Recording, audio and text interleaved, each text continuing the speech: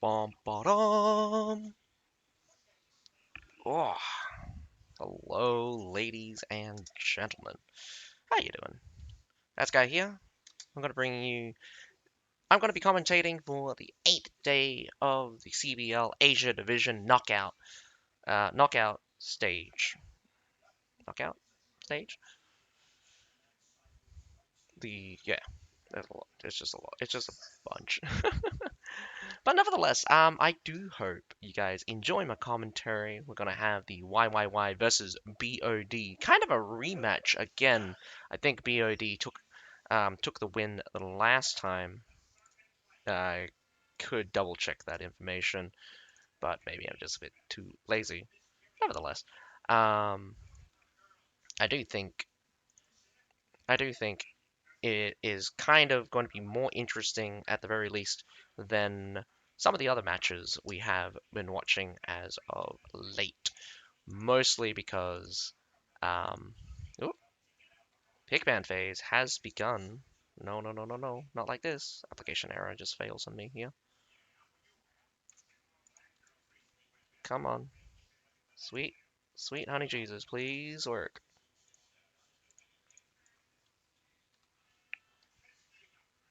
Oh, there we go. Holy Jesus, what is happening? At least your guys' things is stable. My thing went freaky deaky. Alrighty, so YYY bans Heilong Fjord, BOD bans Hidden City, and then we have a double Harbor City pick from both sides. Now, mine's just a little bit glitchy because it's being recorded. Ban on the Metallic Tours and the Zycalian Militia coming out from YYY. Bring down my camera here for you guys.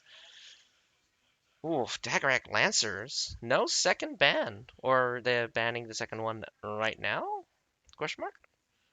Oh, I can't see that for some reason. My thing's bugged. Siphonario's got banned. So Dagrak Lancer and Siphonarios is banned from BOD. A safe pick for the Halberdier Sergeant. Interesting. Probably expecting a cav heavy team from YYY. That's why they want to keep at least one available polearm unit. I'm surprised that they would choose Halberdier Sergeants out of all of the available polearm units. Again, you got four major polearm units: the Halberdiers, Halberdier Sergeants, Fortebrashiers, and the Madao Battalion. Those are your go-to when it comes to any cavalry units. Ban on the halberdiers. Very surprised that did come out. Um, a safe pick on the Liao Rangers, not particularly being an effective cavalry in recent, how to say, in recent matches, and a ban on the Winged Hussar. Ooh, this could be very telling. Again, Halberdier sergeants are particularly good against every other cavalry except the Winged Hussar. So a ban on the Winged Hussar, a safe pick on the Halberdier sergeants. So going to see the Halberdiers probably be the main anti-cavalry, and it's pretty telling. They are probably the best of the polearm units for against infantry and against cavalry. Medals really suffer from several drawbacks. One being damage, really low damage output from the Madao Battalion. So Halberdier Sergeants really picked that up with that 2,300 damage per hit. It does get reduced by armor, but not to the effect that Madao Battalion do suffer. They'll start doing about 1,000 damage. Um, they'll start doing 1,000 damage, really, really against most tier fours. But nevertheless, I hope YYY and BOD shows us a really good match. That is it for the Pickman phase. What do you guys have to say? Hello, everyone Kenobi. A little bit late there for me to realize that you're here. But I'm kind of interested that the Halberdier ban did come through. A safe pick on the Halberdier Sergeants. Wondering whether or not YYY wanted to ban Halberdier Sergeants in particular. Yeah, major range unit bans out here. The Metallictors, the Zycalian Militia, and the Siphonades, all very powerful support units. And I say support units, they're not really particularly deadly when we talk about effectiveness of like lethality, but they will seriously mess up an enemy formation, and they are definitely scary to face in when they are heavily protected. Or even if they're not protected, getting shot by them is always just very terrifying. The range effectiveness cannot be blocked by shields, so getting hit is always just a bad idea. I'm quite interested in the Liao Rangers safe pick. I'll be honest with you, Liao Rangers have not really had very many showings of extraordinary effectiveness. That is to say, they haven't really performed as well as I would expect them to. A lot of times relegating to the kind of side lane here, not the mainstay with the whole, how to say, uh, melee cavalry. That being said, it's a little bit hard to really gauge alternative cavalry. That just doesn't flatten the enemy into oblivion. And this really has to do with the fact that lance cavalry as a whole, like the charge is just ungodly powerful. The every other cavalry is just kind of in a catch-up zone where they need to be more and more powerful in other ways in order to even be considered a good cavalry. When a single lance cavalry, even Corteliers, could probably run down an infinite number of serfs very easily. But nevertheless, the Outrangers is one of the stronger cavalries out on the field. I think their bludgeon does quite a bit of damage and hits a lot. So if they only have to hit a couple, they can probably drop the whole unit, almost, if not fairly instantly. And that is pretty impressive in terms of like a one-hit ability. My problem with that is, again, high hit limit makes it very extraordinary or very difficult to face Liao Rangers with sheer numbers, but sometimes sheer numbers do work out and it spreads out the damage. Hey, Z1, what you doing? You should have been here for the pick bands. So that's not all the pick bands. Siphonadiois and the what was it? How it is? Siphonadiois, Band on the Wing of Stars. I'm missing one. What am I missing? Daggerac Lancers. There we go. So Siphonadiois, Daggerac Lancers have been banned as well, so they haven't put those two in. We're going to see a kind of rematch between these two foes. And I don't doubt that we're going to have a more interesting battle considering that these two are probably much closer in skill level, considering we have seen them fight against each other before. But, you know, me, I have been wrong. So hopefully that doesn't just go blow up in my face.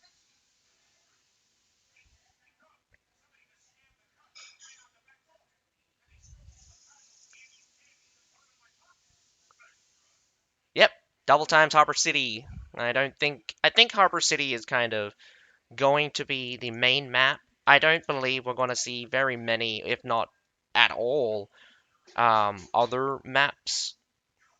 We did get to see Linwe Fortress. We did get to see Kura Castle yesterday, but I'm gonna be real with you. Those were probably troll picks. If any serious team is probably gonna go for the Harbor City. That is realistically the one and only good map, or well, yeah, one and only good map to really have an attacking, or probably the easiest map to attack. And it it's quite difficult to defend. Don't get me wrong, attackers do have a lot of advantages, but certain maps do have more choke points and definitely easier avenues for the defender to kind of hold out against.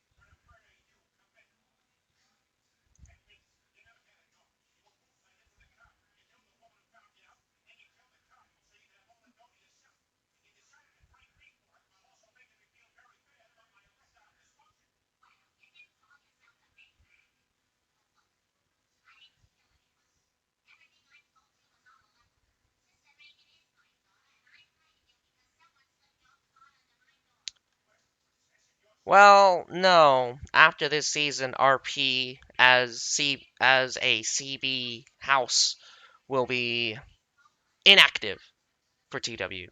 I think I think it is time for the CB section of the community to let go of the TW, the kind of TW setup. It's a sad day, indeed, very sad. But nevertheless, it's apparent that CB is a game which is very niche, but doesn't provide enough for its players to thrive and allow it allow new players to enjoy the game. Well, I mean, it's been around. It's been around for a long time. I mean, I'm very surprised how many incidences that Fyro has survived, though we do not see Fyro on CB. Maybe he will return during a Japanese season, but I'm not sure. I'm pretty sure that Vane will still be active behind the scenes since he is still very interested in the game. So he'll probably move to a different house if he so chooses. We, the community will still be there, of course. Well, no idea. We all hope for a Japanese season. But I'll be real with you, even if a Japanese season does come, it will not change the stigma that has become of CB. There is a lot of bad things, there's a lot of good things, good changes, but one thing we also have to know, it's an aging game. It needs a soft relaunch. There's too many units in the game. There's not enough. There is not enough you can do to get new players to stay without just handing them everything. So you need a reset, a soft launch, a soft reboot, something to get the status quo back in line with newer players and older players. Don't worry about the older players. As long as the game is good, we will play. Don't worry about the older players.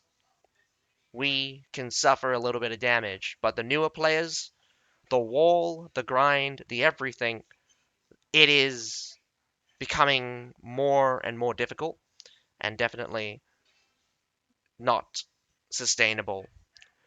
Once this is like layering more and more cake on top of more cake. Well, I mean, like if you have a building anything, you gotta have a good firm foundation so that you can build more on top of it. But unfortunately, we're at the breaking point where the base foundation of the game is creaking or breaking itself, trying to establish a new foundation, but it just can't because it will never it will never be able to be a new game. CB has so much baggage, so much fluff. How to say another word for fluff, but like there's just so much to this game that is wonderful at the same time. It's just not very inviting for new players. Well, we believe that Japanese season was supposed to be part of the original lineup. There was also supposed to be a Russian set of units, which also never made it. Um, so, to tell you the truth, I wouldn't be surprised if they kind of stayed away from Japan because of political reasons.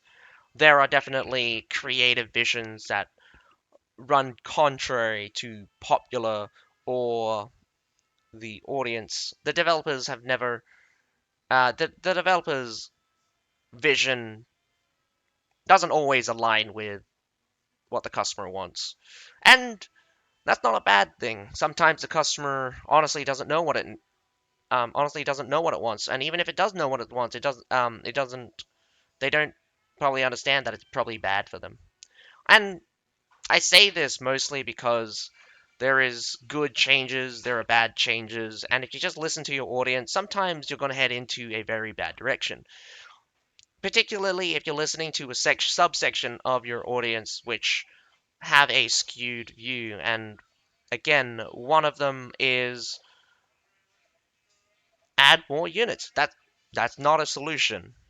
Adding more content at this rate is not healthy for the game to introduce new players in particular. So a soft relaunch, I would say CB2, definitely CB2.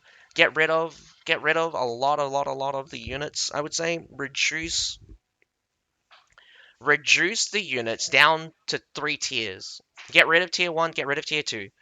Have it send it down to tier 3 to 5. Just reduce the number of units that players need to deal with, and simplify the units so that they are more distinct naturally than they are mechanically. To say, we have our halberdier units, we have our axe wielding units, we have our special. There's so much uniqueness you can give a unit just based on the weapon, the armor it uses, without having the abilities be completely um, boulder dash.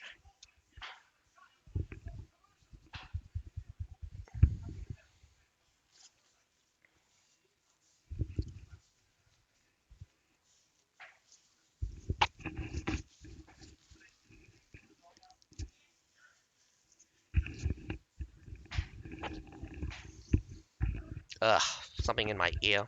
I have got tickling feeling in my ear. Oh, but we're still waiting on the first battle. BOD has one player still missing. I'm not sure why we're waiting so long. I'm quite fascinated that we started this entire stream with a big rant of why I think CB is just not the game to continue on with. I think I'll still stay around. I think I will still stream. I do enjoy the grind. I'm the kind of person that will grind until I die. And it's true, since I have been grinding on Lost Ark, and it has been taxing, but nevertheless, I never stop because I'm an addict. And sometimes I feel like I need to get out. I need to get out. Take me outside.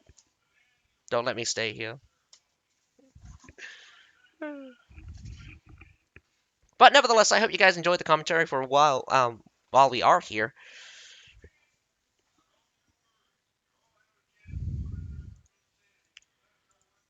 Waiting for a new game. Grind together, maybe. I kind of want the games that I already have to just be better. Unfortunately, I'm just. Don't you mean F2? Why would I mean F1? Why would you F3? Like, why would you go Shiltron with Spear Sarge? I mean, like, expeditions were really easy back in the day. Then then there was like then there were like some occasions where it's just like, for some reason, the expedition units started to get stronger. So, uh, hey, Spear Sergeant's still my jams. Still my jams. Did you know? I didn't realize this until later, but did you know that the Spear Sergeants actually get their special effect while in formation and in Cover Commander? So when they block a hit, they get 60% damage reduction and 45% damage, and that's really cool. That's really cool. They're really strong. They're much stronger than they were before. And looking at the lineup, there are, interestingly enough, monastic knights coming out. Only only one. We got a lot of chevaliers as well. BOD has a lot of muskets. We do see quite a heavy shield lineup with stalwarts and shield maidens coming out from YYY. So YYY will be attacking first, so I'm going to be very interested to see.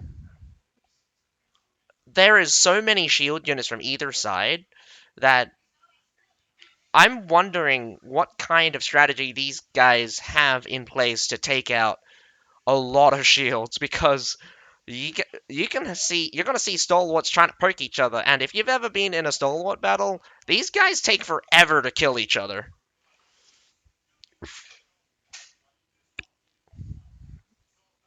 Oh man, if you got Keshigs like during the first season, you just get ran over by lance cavalry. Yes, you did. You just made it in time. This is the first battle. So as you can see, tier 5s is out the wazoo for the attackers here. YYY has way more tier 5. That's probably because they've gone with tier 5 infantry, while only tier 5 cavalry coming out from, well, a lot of tier 5 cavalry coming out from BOD. So definitely kind of a mismatch there. Less cavalry coming out from YYY, so they're going to be a little bit weaker on the response on the ground, but that's probably good, mainly because you want to keep just a few cavalry in reserve for the big hits instead of overwhelming the enemy with cavalry. But for the defenders, overwhelming the enemy with cavalry is probably a very good strategy. Come in from different angles and fight them inside the intricate street and maze-like city layout.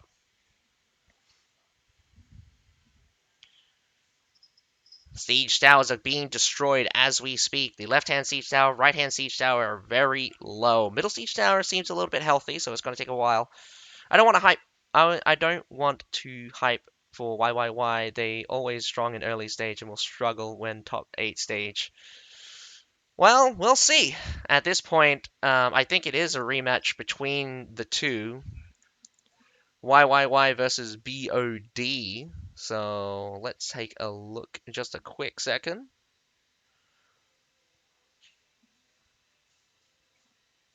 YYY beat BOD the last time. So in this case, because of history, we have YYY in the favorite to win, or to say they probably have shown themselves to be stronger than BOD because they did win against BOD during the qualifying phase. So we can expect that YYY will definitely push BOD to the edge, but it did come down to a 2-1. Musket strength or agility is better. When you go musket, strength, bomb, classic. There is nothing wrong with agility musket. It's just not very effective because what you want to do with musket is not use your actual musket. You just want to use your special bombs, you want to use your liquid fire, and your caltrops. Caltrops don't have any scaling, so it's just what you can do. Very surprising, left-hand siege tower actually gets on the wall with a smidge of health.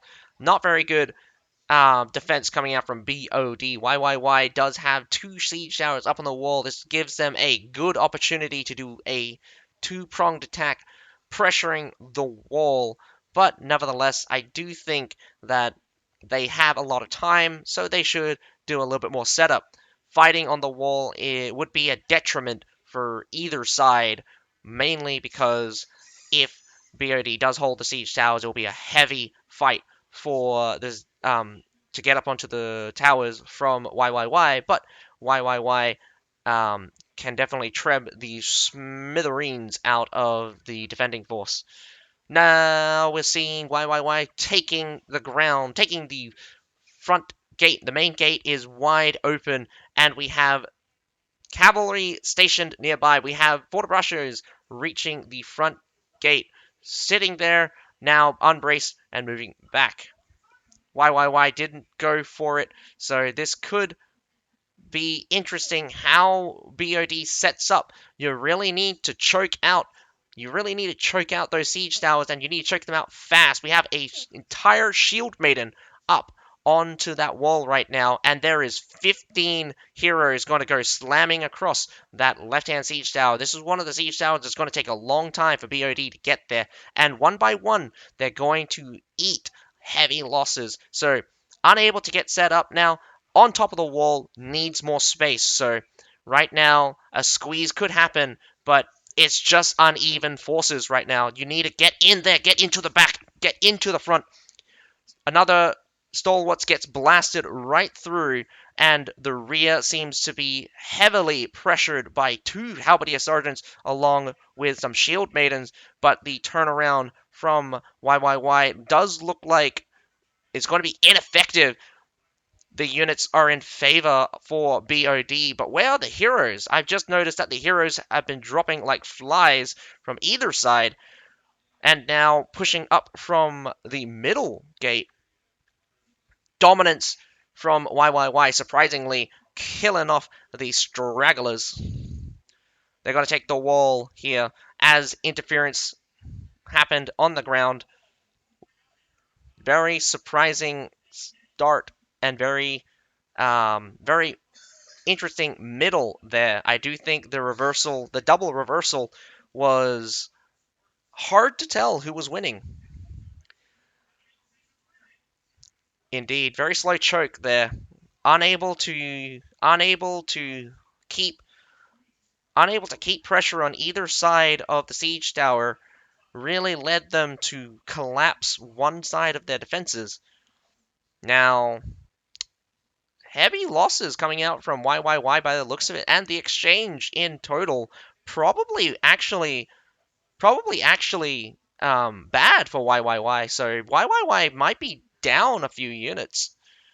When I say a few units, I mean like whole troops. Man, I gotta get the terminology for this correct because like I use units interchangeably with like the models of units. But nevertheless, we have mortars being placed. You can survive a shelling by standing right next to the houses. It's very difficult at this distance to. It's very difficult at this distance for mortars to really get the correct angle in, but it's much slower than CNC. CNC did, or was it ING? I think it was no, it was CNC. They were much more precise with their shelling and definitely went for those units. Oh, there goes a big hit. Although no deaths, that would be massive amounts of damage spread across quite a few units. Remember, mortars explosion damage is the most terrifying thing. They can hit a lot of units and definitely build up damage really quickly.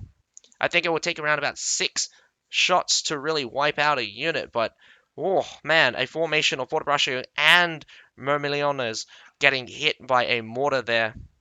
Actually, a couple of guys dead on the ground, so some direct hits actually managing to do enough damage to really clock them out. In my opinion, in this case, after this shelling, I wouldn't actually try to fight this. I would at least try to exchange my units out. Whoa, wee! Those are Outriders? Question mark? Outriders can be pretty deadly. They are quite fearsome. The javelin throw, especially the exploding one, builds up damage quite fast against dense formations. You never really want to get hit by anything that really explodes. Any exploding thing is just going to not be a good day. The effectiveness out from BOD's artillery is just really bad. BOD doesn't seem to have very good placement for artillery, and they just don't seem to be able to win out against the sheer number of mortars and culverins coming out from YYY at the current time. The pressure is mounting. BOD is going to have to pick a spot to defend. At the present time, they're kind of scattered as they're just moving around. YYY making a big move now, clumping up together. Whoa, did look like there was a cavalry in the mix there. Pulls off the. Whoa! Do not take the center route. Center route right now would be a death sentence coming out for BOD. Here is the time. I mean, they're splitting. You would focus on definitely BOD's chance has come. Splitting for YYY is incredibly bad. They can overwhelm one side of the forces, or at least catch them. Catching them in here in the center could be huge, but instead they go for the rear, catching a Stalwart and a Medal. Still a good pickup, but a little bit less than what I expected. YYY is actually returning in force, taking the center fight here. Really need to turn around and go through the center back, fight them. BOD tail is gotten caught now, and YYY is picking up more kills than BOD did just before, and massive retreat, losing 3 whole units to 2 units right now. BOD is not able to stabilize and continuously losing more and more units as they retreat badly. Bad retreat there. If you're going to take a fight, take the fight until the very end. BOD did start with a catch on the tail, but really could not keep the rear guard safe. Nevertheless, waves of cavalry incoming. It is quite impressive, the sheer number of cavalry coming through, and this treb is huge. So much value from that treb on top of the stairs, and look at the hold coming out from YYY. The cavalry is just not enough, and it cannot break through that formation of Medals, Stalwarts, and the Halberdiers. The Halberdier Sergeants, in fact. Like a tidal wave, YYY uh, just crashes right through the defenses of BOD. There is literally barely any remaining forces left from BOD, and a massive, massive loss in the end. BOD is going to take a big L. The left-hand side supply point has been gotten. Barely any troops left. High-tier troops have all been killed off. It would be very... It would be very odd if they were able to pull off a defense in this scenario. We have one Medal going to face off against a wave of tier 5 infantry and some serfs. So the losses have not been nil. I do think YYY did take heavy losses for the wall, but here they are dominating, and they for sure will not stop. Blocking off both of the short entrances for the defenders. Just the Medals are holding off the Siladars from chopping them into pieces. The longsword getting ganked by 5 heroes, 6 heroes in fact. Now the glaive, how long will he last? Barely a few seconds. YYY mounting a counterattack by shoving units right onto the supply points, and heroes jumping the formation line. How long can you hold? Can you hold for 4 minutes? One Nodachi from BOD makes it. Loki, big hit from a Dragon Leap. Unfortunately, no dice. The dual blade almost eviscerates into nothingness. Same with the longbow, and the base point has been captured by YYY. An effective and simple battle for YYY. I do think a lot of BOD's mistake was the indecisiveness, or sorry, they were quite decisive in their choice of retreating. I believe that the sacrifices for retreating were just not, again,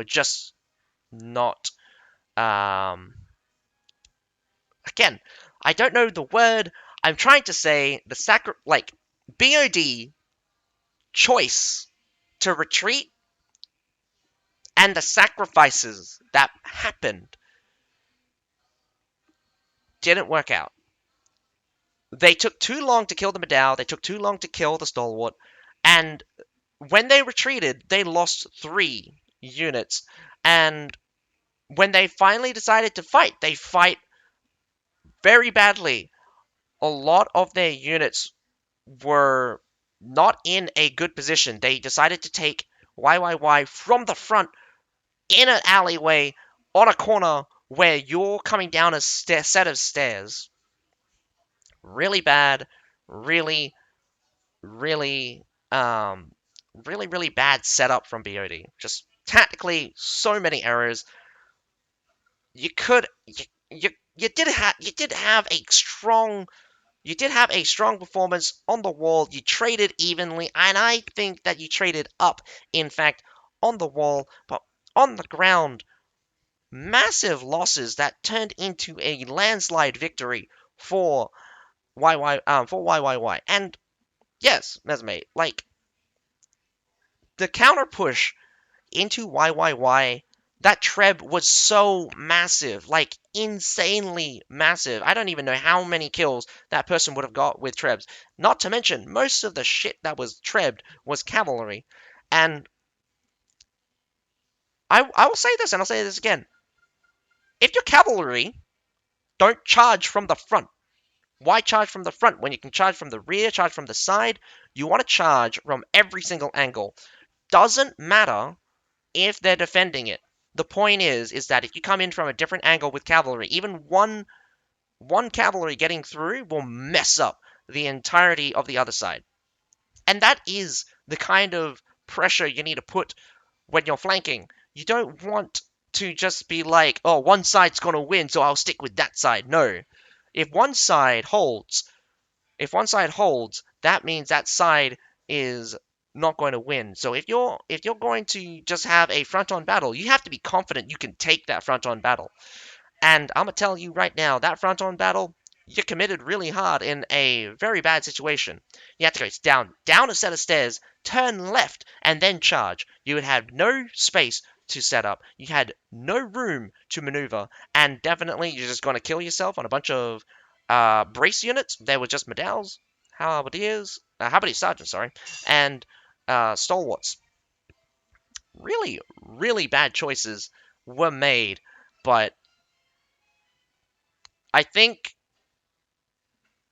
five trebs hit on. Yeah, like that treb was so massive.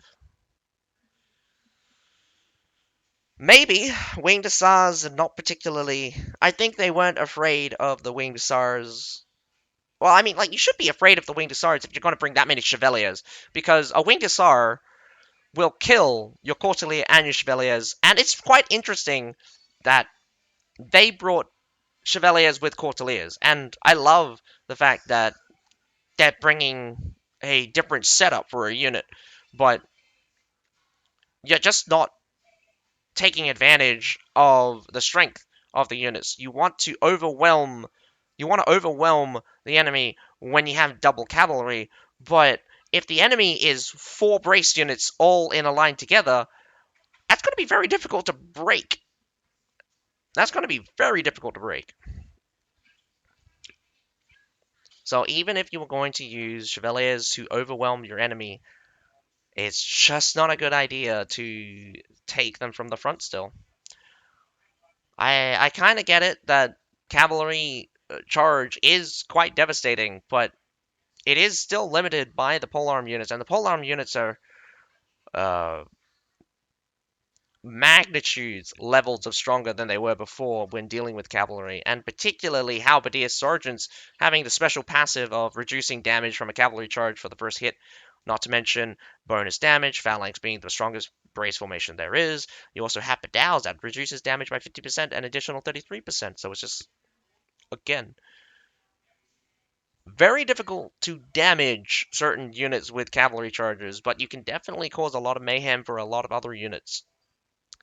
YYY does have a pick for heavy polearm, like a lot of polearm units. So BOD, this is your chance to change up your strategy and your setup to match or to counter YYY. And I do believe that you should be smart enough to realize that your cavalry heavy setup is not going to work if you do not take advantage of your increased mobility. One of the most important things about cavalry is that you have to be fast, you have to be moving, you have to come in from a hard angle that is difficult to defend from and difficult to react to.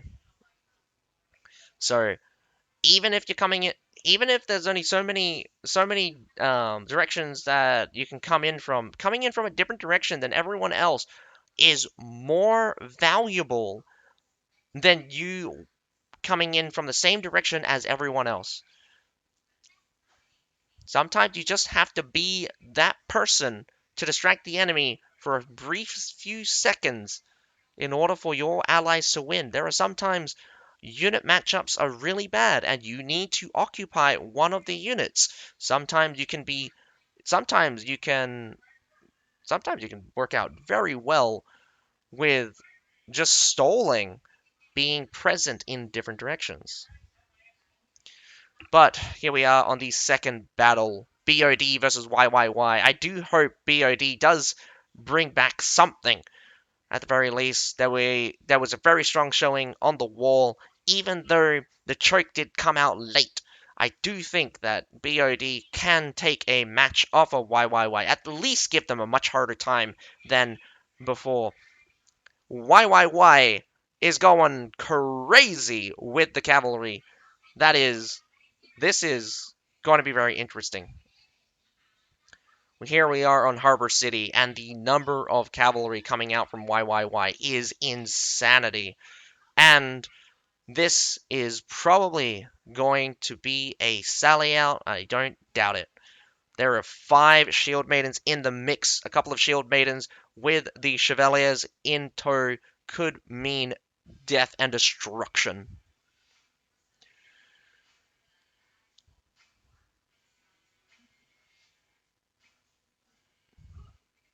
Be honest with you, there is actually not that many anti-cavalry coming out from BOD, but maybe it's enough anti-cavalry to beat YYY. The only question is how YYY fights this.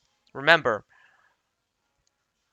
a good formation will kill an infinite number of cavalry, but a cavalry, one cavalry can kill an infinite number of units. You just need that one cavalry to break through.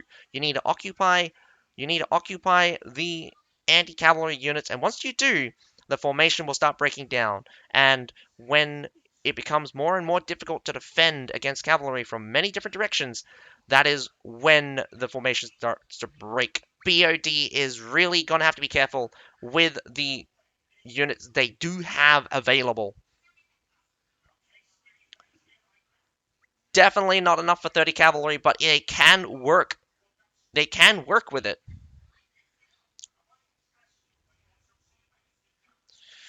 The sally out has begun.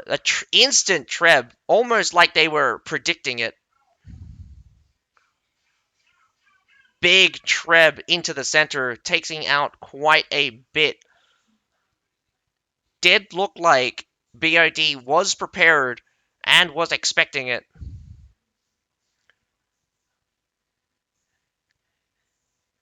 YYY probably going to get the advantage by grabbing these artillery. That is going to be a pain in the ass for BOD as they're going to get surrounded. They're going to need to use the trebs to take out those artillery before they start being used against you.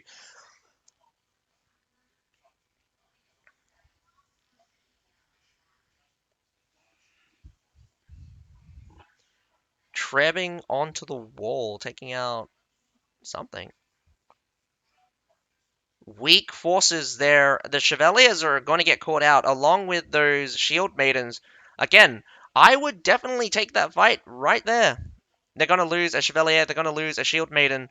You are weak right now, but pulling all of your forces away from that supply point. In comes YYY. Big mistake coming out from BOD, not defending that supply point. If that supply point gets gotten, YYY has pure dominance.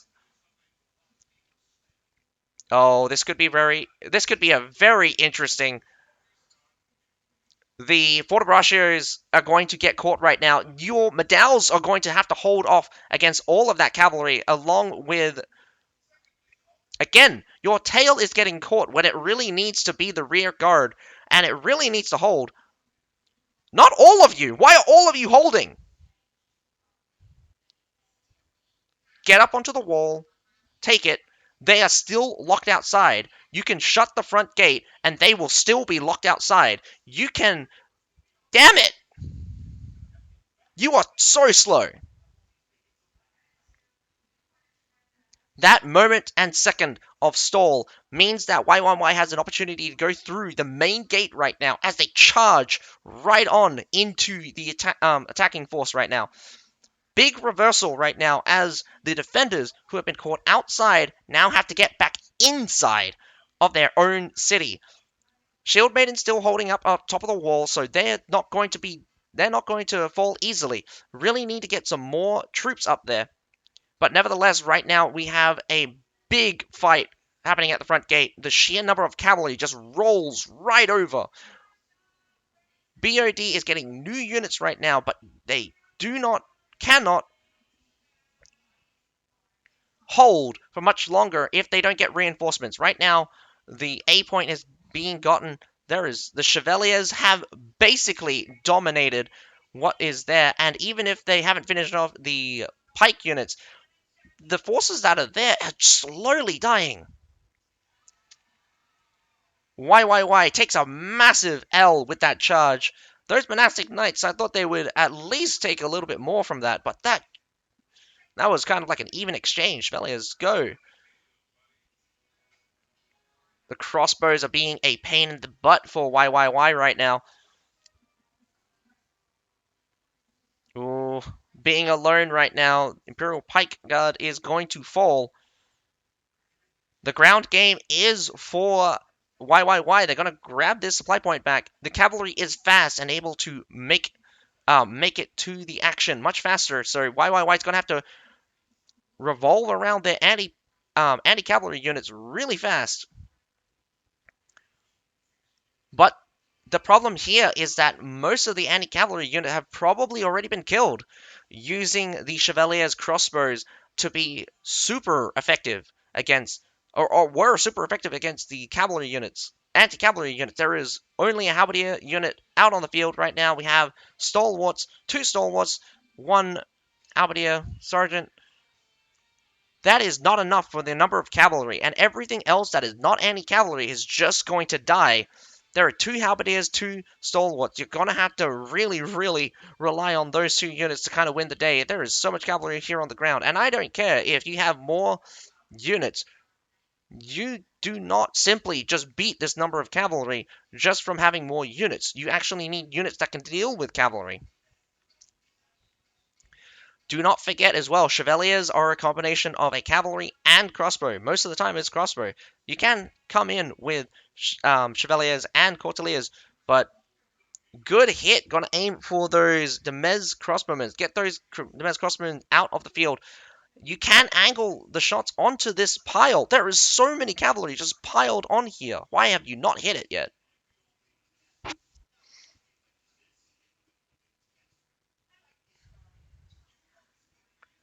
There is still a lot of... Okay, so this is the thing. Trebs are not very useful when your enemy keeps moving. And this is not going to go well for BOD if they keep losing their mortars like this. The mortar game coming out from YYY is so superior that with just 4 artilleries, they just suppressed BOD's mortaring. Accuracy, the accuracy, the pressure. Doesn't matter. Doesn't matter. I'll tell you right now. Doesn't matter. My face is not up. Oh man. This entire time my face wasn't there. Whoopsie daisy. I'm sad. I'm a sad. Why didn't you guys tell me?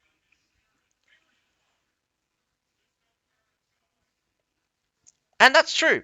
Mask Z. I mean, winning the unit trade is huge. You want to take out the anti-cavalry as fast as possible. If you take out the anti-cavalry as fast as possible, there is nothing the remaining cavalry has to fear. They just roll right over. I don't know about this Treb, but maybe a couple of shots will get through. The stalwarts could hold, but my question is can they hold?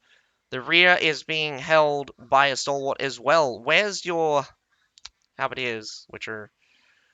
Yep, no. Your anti-cavalry units are just getting absolutely munched right now, coming in from two different directions. Even if you were losing on one side, the pressure on both sides was just insurmountable.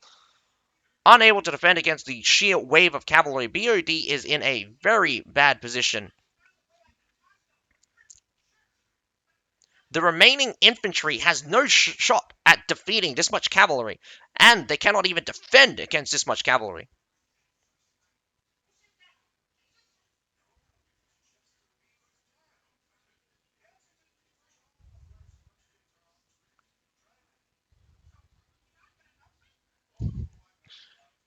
Uh,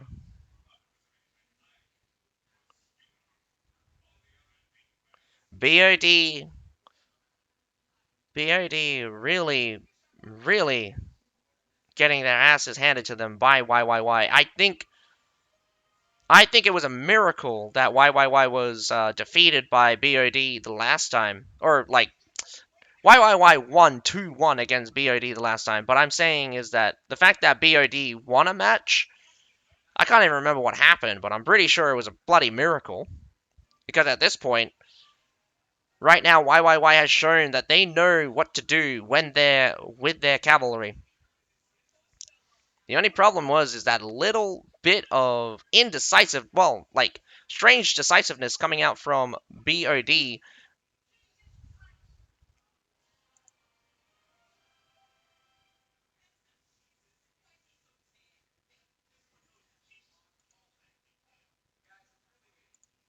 Z1.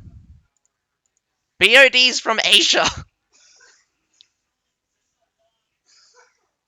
I don't think they're an English team, but they're from Asia at the very least.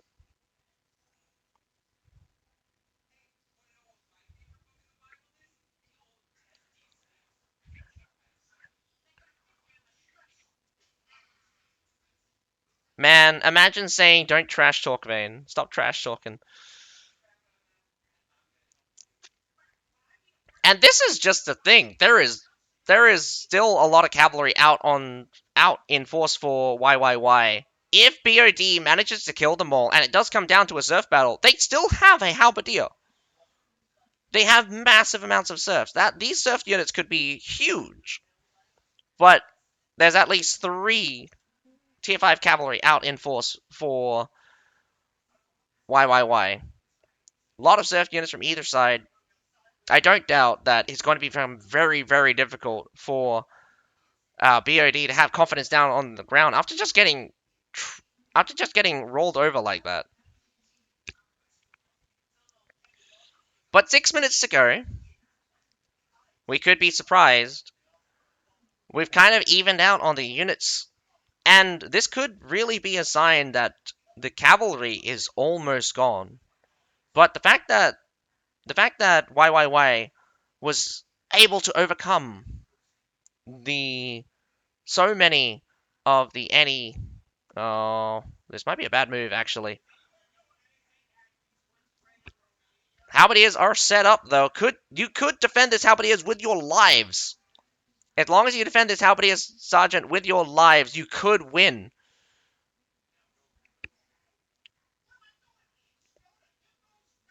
Formation after formation is way more effective than just attacking. There is the halberdiers inside the center there. I think they're getting too much pressure though. Monastic Knights manages to charges straight on through that formation, and right now the serfs are still there fighting. Myrmidons are good against other infantry, but against cavalry, it's going to be hard pressed to get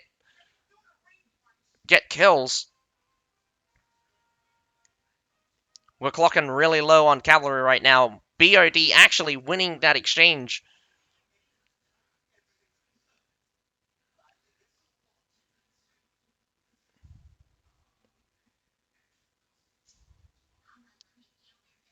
YYY trying to preserve their lives, but is it worth it? Because we have one guy going towards the supply point. I would have just gone straight to base. What unit are you going to bring out? Most of the defenders are either dead or dying right now, and they're respawning, so why would you go to the supply point? It is just surf units right now. Holy shit.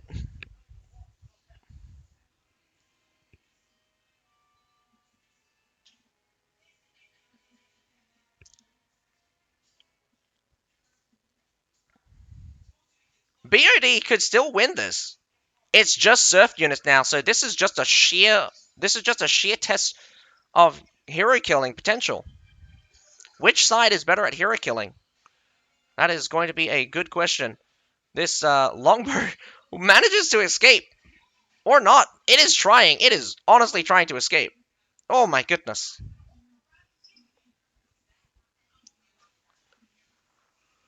The Murmurlones is still available. Why would you not have them out? Why the Murmurlones? Okay, so they keep them out, but there's two sets of Murmurlones. That's the only thing that's out right now. It's just a lot of surfs.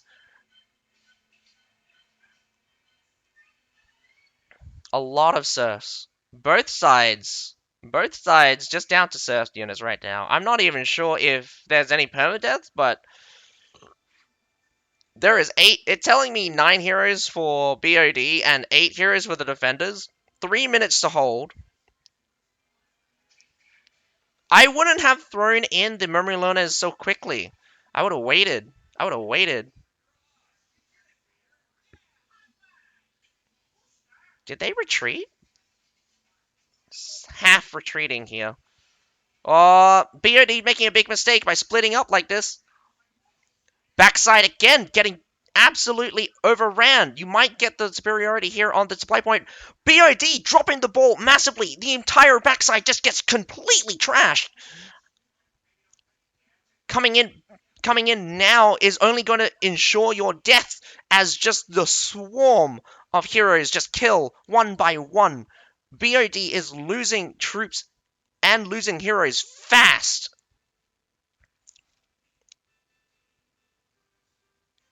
Only strong unit left on the field are the Murmurlones. The Murmurlones has around about 20 seconds to charge. Barely able to stay alive, but Jesus Christ, look how fast YYY is just crushing those heroes one by one. The focus fire was nasty. Big mistake. They dropped the ball at the very end. Superior units, both sides have surfs, and half of them gets wrecked. Your back half, again, your tail. 3 times. 3 times I watched your tail get caught. Your movement. 3 times. Tactical failure. 3 times YYY has caught your tail and munched on the rest of your body.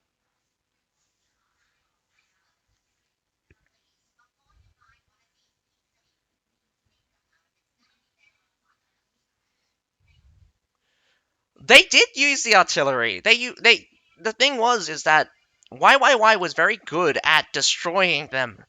Like you didn't we were watching like when they finally got the A point, they had a big battle. They started to do a lot of mortaring. But the thing here was that every time a mortar was set up by BOD, it was destroyed by a mortar from YYY. Far more accurate, able to destroy other mortars. This is the kind of macro game where it's just like the resources pay off for themselves. The defenders need to destroy at least 2 artillery for every artillery they put down in order to get big value. Otherwise, kill an entire unit. That is always amazing. But my goodness, BOD dropping the ball at the very end there. That was quite possibly a chance at victory. You had better units. You had 2 Murmurlones, and you let your forces get split. YYY was waiting for you. They retreated so that you would split your forces, that you would either go towards the base point or spread yourself thin by having half your forces chase after them. Either way, they retreated, feinted a retreat, and when they saw you make a move, they pounced and crushed your backside, your tail, your whatnot. Half of your forces get completely decimated, and then the other half realizes their mistake, comes in, and fails to gain back an advantage. That is the point in time where you're not looking to fight the enemy to win because you've already made the distinction to go for the base point. You should have, and you could have still, isolated the base point and stopped YYY from getting to it. Form up the remainder of your serfs, pushing serfs into pushing pushing the serfs into more serfs would have been extraordinarily costly. Keeping the Murmillones close at hand because they're tanky and they actually deal damage to heroes, enough damage to actually be frightening. Oh man, every single time, yeah, everyone can be. It's just BOD tactical mistake. They think that they had it. They think that they just go straight forward the base point, but either the call wasn't together, like they didn't call it. Half of it stayed, half of it went, and by the time they realized that YYY was already halfway up their ass, they turned around and realized that their ass is gone. And now they have to deal with 10 heroes, no, 15 heroes with 10. BOD loses so many heroes really fast because just one hero down is a huge advantage, and every hero down is a bigger advantage for the side with more heroes. And that was the crux of it. The serfs don't matter. The Murmilones matters. The heroes matter. The heroes just killed other heroes. They didn't care. They didn't care about the serfs. The serfs could poke them all day for goddamn sake, and it would still wouldn't kill them. It is GNG versus BZZ ZZW, which is actually having its Pickman phase right now. I am sorry that we didn't get to see the excitement. I mean, I was just talking this entire time. GNG bans out Harbor City. Very surprising. Heilong Fjord pick. BZZW picks Heilong Fjord, bans out Hidden City, and we get a ban for Harbor Sergeants, Murmilones, Samachian Stalwarts, Mutt Delators, and Zycalian Militia. We also get a Siphonati's safe pick. BZZW. What are you going to ban? Because your safe pick was nothing. Bans out the Medal Battalion. GNG. I am surprised that you banned out both of the heavy shield units. The heavy shield units. It's an incredibly. It's an incredibly strange ban, mainly because you're focusing the enemy to take either shield maidens to replace the shield units, or a polearm heavy setup. And if it's not a polearm heavy setup, it's a cavalry heavy setup. So use their body to tank. Yeah. A lot of teams keeps banning out the Battalitors and the Zycalian Militia, and that's not a surprise. With Medal Battalion also banned out, I am skeptical. I am skeptical on what kind of setup either of these teams will be looking for, because a lot of halberdiers could be good. We could be seeing some heavy tier 5 infantry. We might be seeing some more Siladars, Iron Reapers, or Shield Maidens. Those kinds of deals. Cavalry is all up available. All of those cavalries are very, very available. We got the Winged Assad, Liao Rangers, Chevaliers, Monastic Knights, Cataphracts, Daggerak Lancers, Tundra Humans. Yeah. Forte's no stun on no stun on brace. The thing you have to remember about the Forte, they have a knockback effect on their attacks. A Medal's half. I give you some credit. At the same time, I Medal Battalion is a unit that is right now in a very strange position because first of all, it's neither tanky enough nor does enough damage in for its role. It's only tanky against cavalry. It gets blasted by every other. I mean, like it does less damage than every other counterpart. Like literally, Fort Brachio's output more damage than Medal's. Halberdier Sergeants output more damage than Medal's. Medal's are not even that tanky anymore. And when I say that, I mean for tier 5 polearm infantry, yeah, loyal guards can wipe out Medal's. There is a there is a caveat to that though. Medal's can get very tanky very fast. It only takes a couple of hits for Medal's to start becoming crazy tanky. And I mean, again, the passive stacks up to 15 times. 15 times 100 piercing armor and slashing defense or slashing armor. That's 1500 armor. There is very few units in this game, in melee particularly, that has over 2000 penetration. You're going to be doing minimum damage against Badals very quickly. But the thing is here is that upfront damage for a lot of units could probably trash half a Madal before they even get half of the stacks. Before they even get enough stacks to become deadly.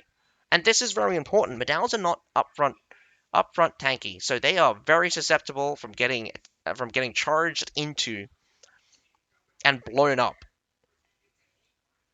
And that's the kind of game we're in right now.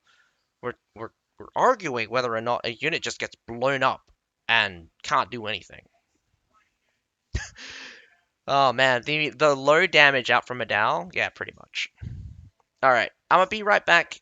3 minutes. So okay, I'll be right back 3 minutes as the next game is setting up.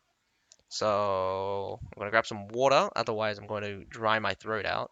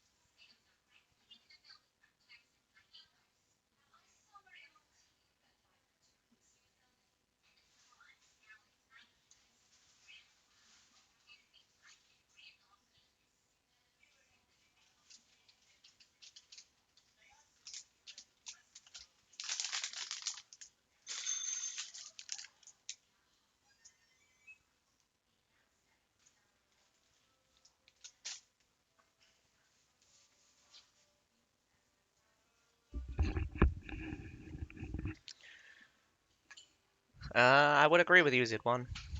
Developers, your idea are every single passive. Like there is so many abilities that could just be new units. That could literally just be new units. You are adding passives and abilities to units that don't need them or don't need these aspects. You need to either strengthen the existing aspects or improve the weaknesses. Medal's is damage. Medal's is damage and armor. Like damage and tankiness. Their survivability is so low right now that they can't even dish out damage. So if you increase the damage, they instantly become better. If you increase tankiness, they instantly become better. But instead, you decide to give them a passive that goes from 0 to 100. It can be very fast, don't get me wrong. When Medows get going, they are tanky mother... And they will not die. There are a lot of times where there's been Medows in the second rank, or there's so many Medows that by the time I get to the last one, it has full stacks, and I cannot damage the damn thing. I'm doing like 200 damage to him from back attacks. You get those sometimes. But it's not like I just killed the entire unit. Sure, you sacrifice a couple of units in order to keep the remaining there a little bit tankier, but it's just not good. You're limiting you're limiting the Badow's practicality by not giving them the tools they need, and instead giving them weird effects that don't come into play until later. Again, like, it's a good idea, don't get me wrong, but put that on a unit that can take advantage of that.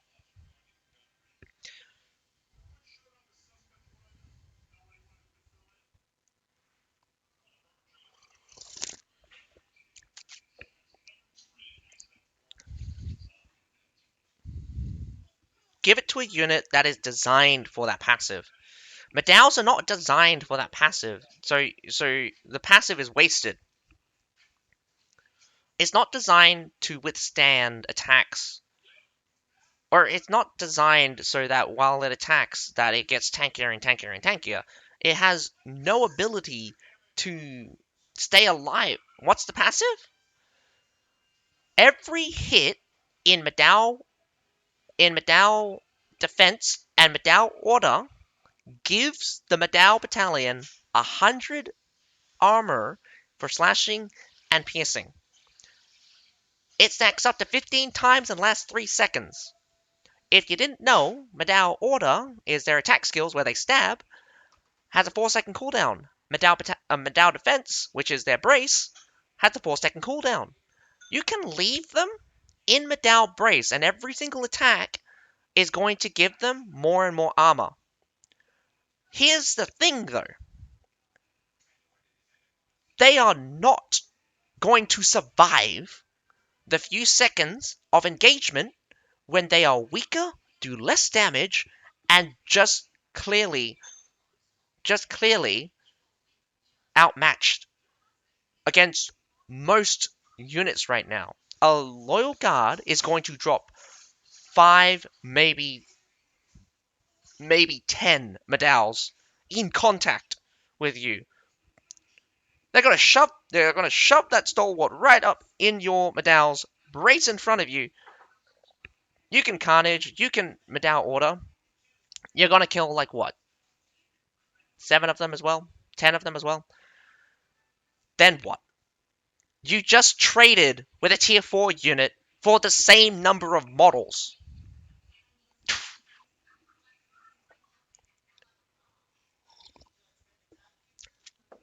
That too. That too. Palace guards.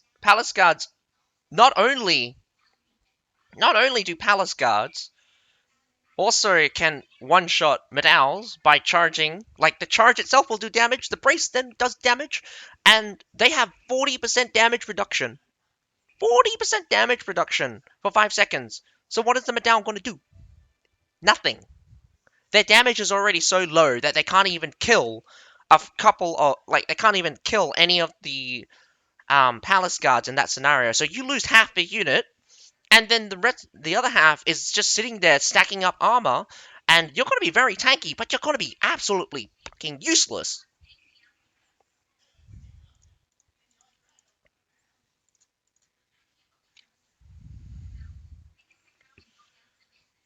Okay, shield rate, like, units that have a shield and units that don't have a shield are two completely separate things. You can't compare how units with a shield brace and units that don't have a shield brace. because it's just not comparable. The amount of power and tankiness you get out from the shield is huge, almost insanity levels. And BZZW, my goodness, that is so many Forte. And unsurprisingly, GNG does go with quite a few Forte themselves, along with the Shield Maidens. Again, the Retiari pick from everyone is always very, very, very surprising.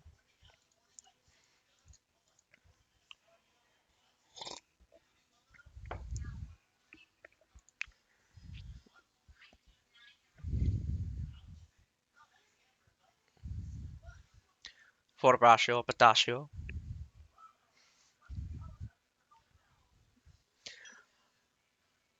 There are fundamental design that are very inherent in the game. No amount of passives or extra abilities are going to change that. I will tell you very simple things. Brace is too powerful for shield units. You cannot have a shield unit that can brace on the spot and deal damage. It's just too powerful. Second of all, a brace formation is the strongest state any pike unit can be in. That is a stark contrast to what it should be. A brace formation should be strong against charges, but weak in battle, because the reason why the formation is so effective is because it protects each other by overlapping the pikes.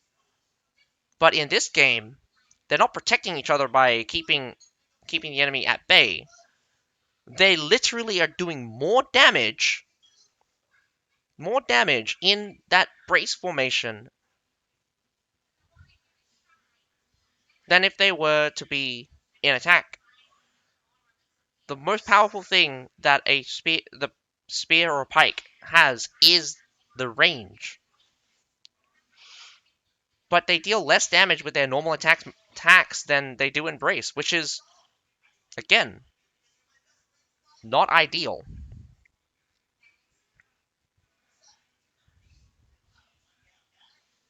There should be barely any differences between them attacking in brace and them attacking normally. GNG takes the wall by going through the wall break, which is not a bad decision. There is actually not very many. There's two longswords here with claymores and halberdiers going to get flanked. Very slow though, as the caltrops get dropped. The longsword surprisingly survives, but one of them gets crushed underneath the weight of so many units. GNG forcing a battle here on the grass. It's just weird. Wow, that Treb. I actually didn't believe that Treb smacked into those double Forte so hard. Unable to get up. Both sides are kind of in a weird stalemate where they. Oh, never mind. BZZW gets up onto the grass. I'm not even sure what to call it. Is it the wall? Kind of outnumbered now. We have Shield Maidens versus Shield Maidens at the front with multiple Forte fighting at the back. And a retreat from GNG does come out. B point has been gotten, and that was a fascinating fight. I need to have like an instant replay for that. I'm not even sure if I caught everything that happened. And I'm sorry for you folks, my commentary was quite slow because, yeah, that Shenji bomb was super effective. That Treb, super effective. But I'm not even sure who won that exchange. I'm going to chalk it up to the defenders, but I'm very skeptical. I'm very skeptical on what happened there.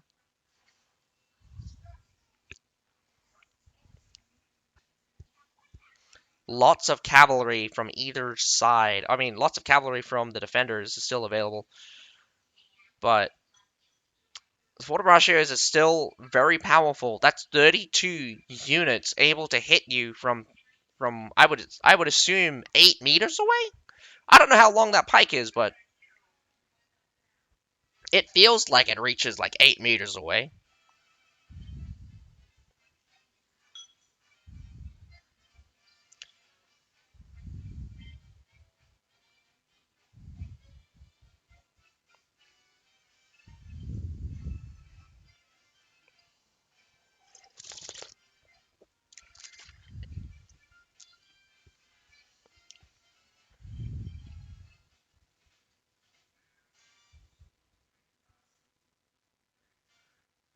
Isn't like the longest pike like 21 feet? That's like what, 7 meters if you convert it? Less than 7 meters if you convert it? I don't know how long pikes are normally. Maybe 8 meters are a bit long, but I mean, in this game, I think it's supposed to be about 8 meters. Uh, I've always found it weird why anyone moves towards the B side, but now here on the stairs, I can see that GNG can take this point really easily. You literally just set up. You just set up there on the stairs, and you just treb the crap out of the defending side.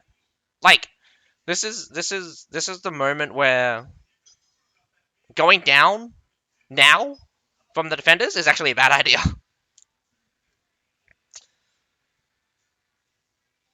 They're going to take the advantage of trying to catch a couple of units there. Another Shenji grenade, very very powerful, not to say the least. It's not something that people should scoff at. That damage on all of those units is real and painful. Trying to evacuate the units. Going to get caught a little bit, maybe, here? Monastic Knights might. Nope, nope, they survive. Back info, there's... Man, Zid1, why are you so thirsty?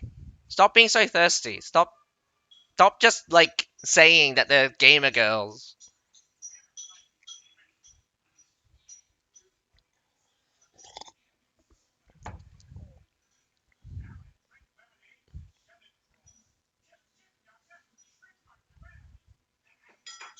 Strangely enough, I think GNG is being a little bit too cautious when moving towards the harbor. But maybe they don't want to move their forces towards the harbor, they just want to grab it. Probably waiting on some more forces.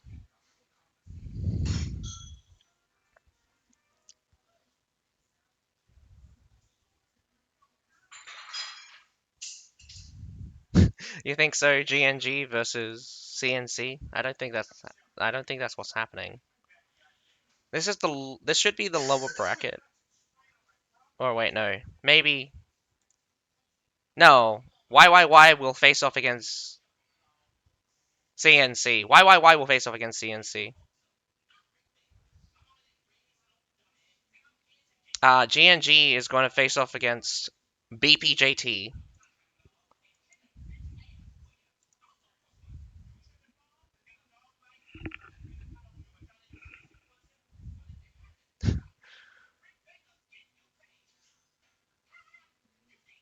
So they finally moved to the harbor again. Like, I'm not sure why they took so long to make this move. Maybe they were expecting stronger resistance. 6 minutes to go means that they have around about 2 good pushes if they begin now. They're deploying mortars. They could try to pressure off the defenders.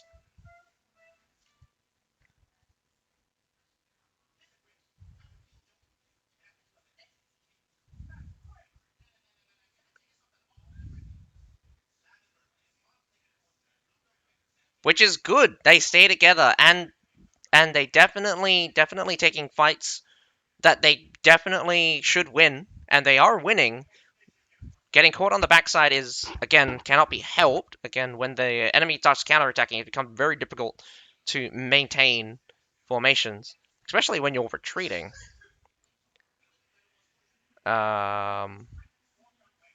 Longhouse defense.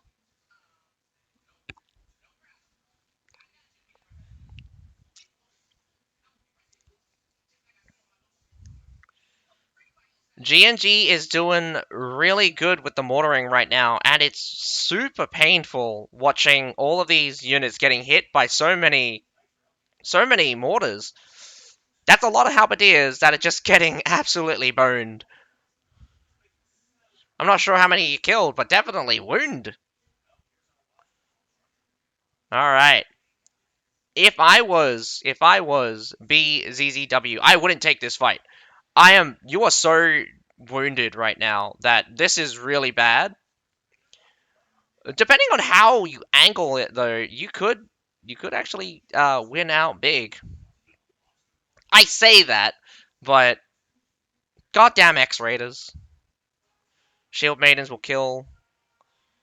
Oh, Winged Hussar comes through and gets stopped by an Imperial Pikewalk. That's unfortunate. Unfortunate. So BZZW tries to hold the defense. Again, Halberdiers at the front, very strong. Gets outranged by the Fortebraccio, but definitely outmatched by the Shield Maidens that are running around. Another Winged Hussar, straight into Fortebraccios, though. Um, Unfortunate. Could be super effective, but not as effective as you would think. Houndsman out on the field for BZZW, and surprisingly, here comes the Daggerack Lancers.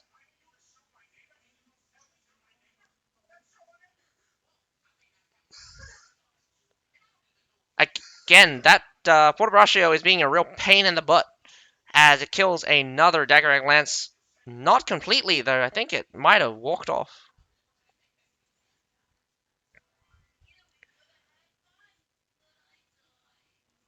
It's going to come down to the cavalry. And we know that there's actually quite a few more cavalry out for BZZW. 3 minutes left to go. GNG is going to make a decisive victory here and now before they set up and bringing out the big guns. Also, a lot of cavalry coming out from GNG. Let's see how this turns out. We have some in the back.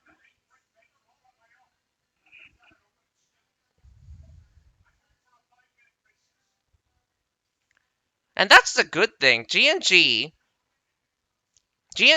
definitely knows how to position well. Look at that formation at the front. All of the halberdiers are taking the front, and then you have a secondary line of Fortebraccio. The wave of cavalry crushes the halberdiers, but it is not strong enough to break through everything, as you see so much of the cavalry is dead. But we have a Fortebraccio formation coming out from the defenders, and that is a nice cleanup. Well, cavalry coming in as well for the attackers. Could do another reversal, but the Fortebraccio just decimates that cataphract. A very strong hold coming out from BZZW. I actually did not suspect that the cavalry was going to crush the formation there. Very surprising. Only have to deal with two Fortebraccios right now. There are probably no more. There's a couple of there's a cavalry coming out from BZZW right now. So if you got anything, this is the time to use it. There's two sets of alchemists. Oh man. The Fortebraccio is basically the one thing that's going to be a pain in the ass. You just need to send in the surf to block it up and then rush in. Cavalry units are great at just sweeping through the surf units. They get stopped and Daggerack Lancers just do a counterattack. Very powerful. The wave of infantry coming out through here is just amazing. But BZZW has a minute to hold, and it's completely in favor of GNG right now. I was very impressed with that hold coming out from BZZW. I thought GNG would have the upper hand in the beginning of that fight with a formation of halberdiers and a Fortebraccio, but two Fortebraccios beat the halberdiers and, in the end, pushed the cavalry right into the formation. nevertheless, um, very, very entertaining battle to watch. GNG starting off very, very strangely, in my opinion, going through that wall break and the decision from BZDW to take that fight, especially on the stairs. I never like fighting on the stairs because stairs is just crazy, crazy, crazy to me. It was fun, but a little bit frustrating. For me, it's a bit frustrating.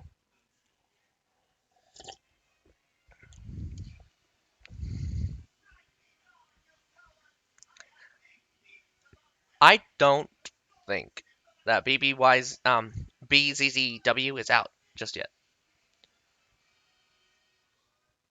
I can definitely tell that BZZW definitely have some ideas on what they want to do with the Fortebrachers, and I'm honestly thinking that if it comes down to it, the position and the formation of either of these teams is going to be the game changer.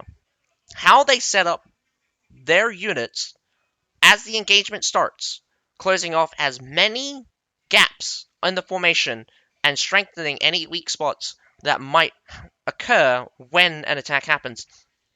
Going to be very, very important.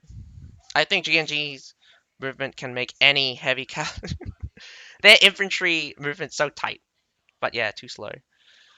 Oh man, the impressiveness of the infantry pile coming out from GNG was the security of the flanks of the front. And that's what very important about having polearm units be incorporated to infantry piles. Too many times have I seen teams come in with lots of shield units and then a halberdier unit like 10 miles away. No, these guys set up their polearm units. They fight inside their polearm units. So they are always protected by a very powerful area denial unit. And again, defend this unit and it will protect you from anything. And I mean, like, protect you from cavalry, I mean. So, throwing in the cavalry, you just fall back a little bit, let the halberdiers take care of the cavalry. And they did. The Vortebraciers, your second, like, the amazing thing here is the layered defense. The halberdiers followed by the Vortebraccio. One thing I must say is that they could tighten up the formation by having the Vortebraccios move forward more. You can tighten up that formation by having the Fortebrachers closer to the front line, so you have more overlap and more protection and a stronger lineup in general.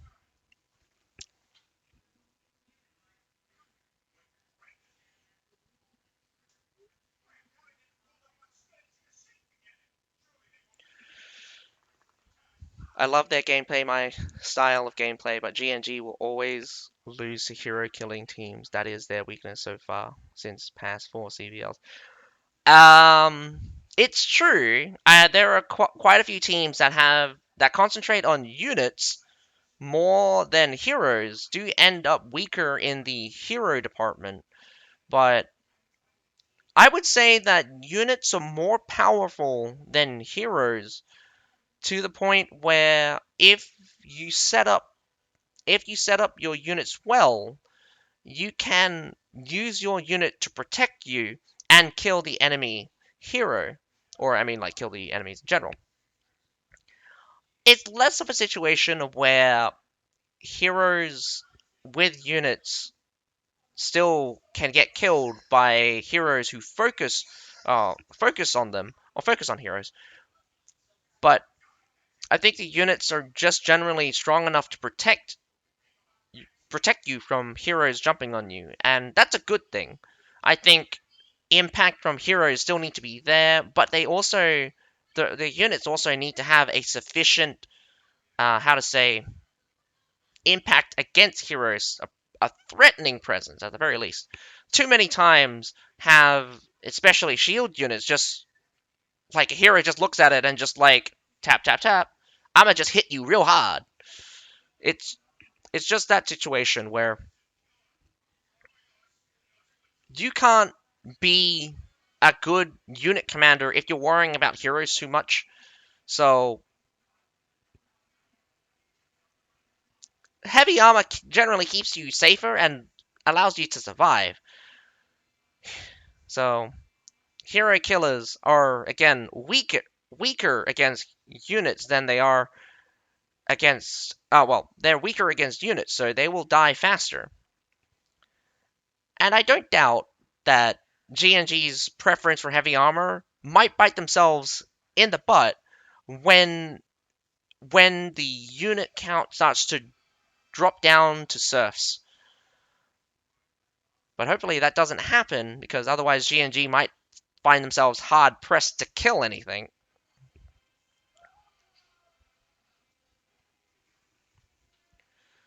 Yeah, your movement can be compact, um can be very strong, but one of the other problems is being flexible and compact like this. That like they're not death balling, they're spread out, but the unit formations are are linked together, so they're protecting each other, and they easily engulf other units in order to gain an advantage. GNG is probably going to suffer from death balls or specialized counterattacks where the enemy focus on concentrating as much force as possible on one section of GNG, and once that section collapses, GNG has to find the adaptability in order to win that fight.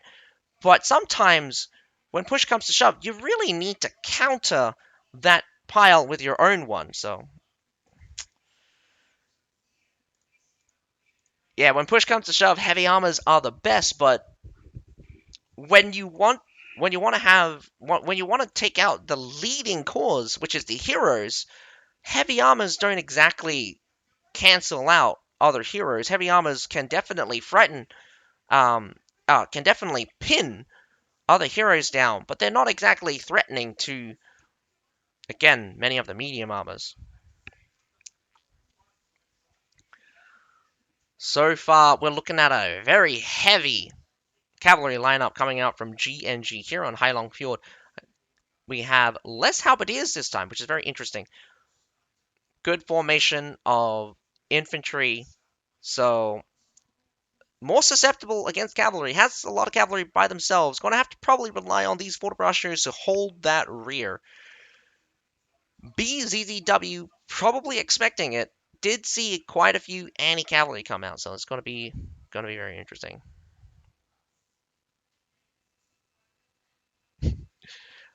Maybe. Halberdier sergeants probably did get banned, I believe. Halberdier sergeants, Murmilones, Smachian Stalwart, Madao Battalion, Matalator, and Ezekiel Militia. So, out of the two good polearm units, Fortebraccio and Halberdiers, no Halberdiers out from GNGs are all relying on the Fortebraccios. I'm not surprised that Shield Maidens kind of replaced the heavy shield units here. That was kind of obvious. And you guys can't see my pretty face. There you go. You can see my face again. So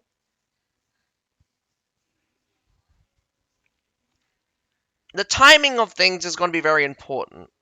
Normally, when you begin, it's going to be a very heavy infantry lineup for either side. But once the battle kicks off, you can definitely watch GNG going to switch out to cavalry really quickly. So what's important here is for BZZW to attack and win the infantry section and swap out to the polearm as fast as possible. Hopefully, they can win with polearm units, and that doesn't take very many casualties, so that the polearm units can then take the front as the rest of the infantry clears off. So they're protecting. So switching over to the A side now. B side looks like a no-go.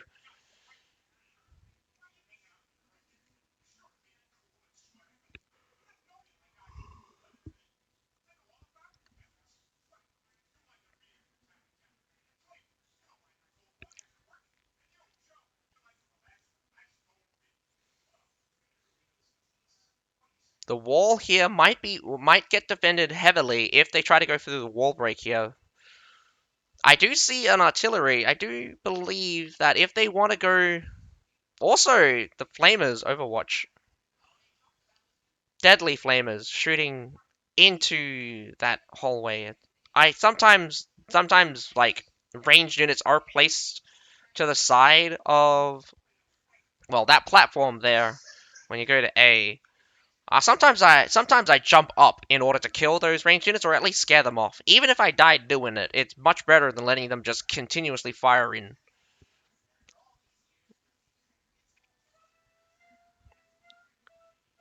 So, given no choice, whoa! What happened there? Someone just died instantly. I don't even know what happened. It wasn't even the grape shot. The person who was using the grape shot was a musket. The heavy shields doing very well for themselves right now, but here comes the Cataprex. The infantry locking up the... Oh my goodness, there's so many grape shots there. I didn't realize. The grape shots are not facing that wave there, but that brute force from the shield maidens, absolutely terrifying. Here's some more cavalry coming through. The Fortibraccio the Fortibraccio shield formation did work out at stalling, but they didn't seem to be able to threaten that shield maiden pile so far. GNG kind of barely surviving with one shield maiden.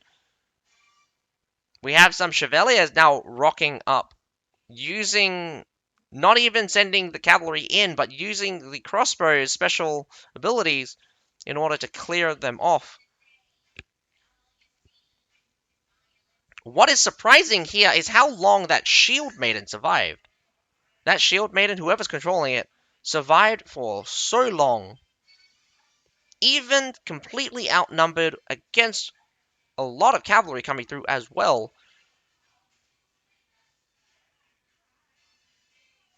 Are you sure that was Dagger Lancers? Maybe you're right. It did seem like something was running right through the Fort of Ratio. I could be wrong. Probably have to go look look back at that.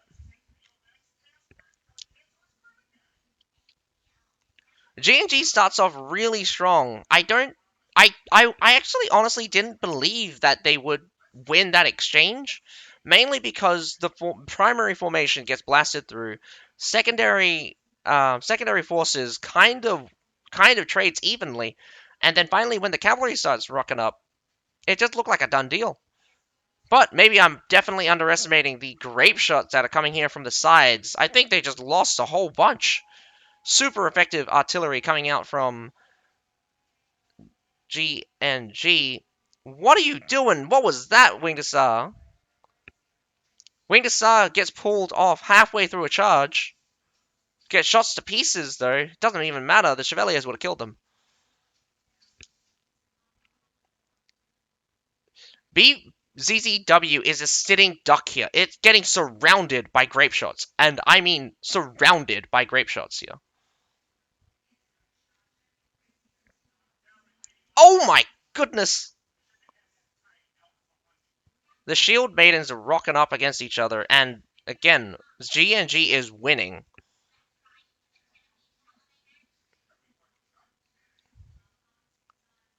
I love this. I love this. GNG's formations are so strong right now. The Halberdiers are in position, one protecting the side, one protecting front on, and right now the Shield Maiden's winning that small scuffle there on the stairs. Throwing in cavalry, though. You don't need to throw them in. There's so much cavalry running around, though. GNG kind of sacrificed their shield maiden, what's left of them, that is. Very bad move. Daggerect Lancer is just going to waltz right into the Halberdiers and just get half of it killed, and the other half is taking on some Chevaliers. Although you are very damaging, you don't beat Chevaliers when it comes to a Lance Thrust.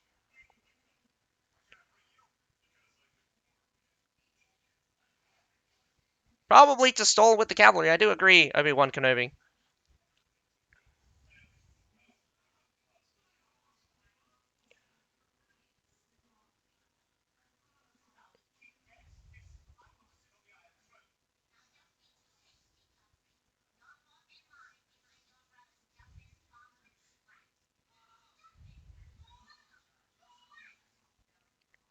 I just love how GNG,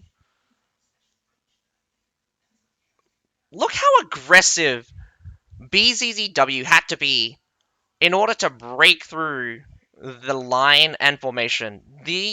Attrition, they had to attrition GNG so hard. Like, it's mind-boggling sometimes because GNG put down so many grape shots, and I mean so many grape shots, just surrounding that section. It was a very impressive hold. I'm not gonna lie, I am very impressed from the positioning from GNG, the discipline they had. They do not break ranks. When they set up, they consciously have a position they want to set up at, and they build on top of each other. They don't stack on top of each other. They build on top of each other, meaning they have their area denial super clean, super clean, because what's important is not to beat the enemy, but to pressure the enemy into restricting their it, restricting their options. They had to take out the grape shots because they were getting shot from every single angle. They had to take the fight at the front because the entire front was just halberdiers. The entire front was just an entire line of halberdiers. There were no gaps. There were no obvious like I'll go here and flank. It was just a front on battle, defense having the advantage, keeping the enemy where they want them and crushing them. Impressive recovery from the beginning. Again, I didn't think that they were going to win that first engagement because the Shield Maidens blasted right through the Fortibrachio's, the Shield, the Imperial Spearguard formation very, very fast, and collapsed on to the responding forces really quickly. And it was not a very good trade for GNG. Even cavalry rocking up coming in second. Surprisingly, eventually when GNG finally got back there, I need to rewatch that. I think I will rewatch that. But the recovery from GNG, I don't know how they were able to stabilize so quickly. And that's the magical thing about it, because you would think that cavalry running through would mean that they would press on forward, keeping GNG away from the point, and then more infantry rocks up and secure the point. That didn't happen. GNG killed off all of the infantry. They dealt with the cavalry that was trying to push forward, and they collapsed in on A simply and effectively, and still held A the entire time. The Shield Maiden that was still on A point cleaned up, absolutely cleaned up. And that was surprising how long it survived for, because it was one of the original Shield Maidens from the very beginning. One of the responders coming in.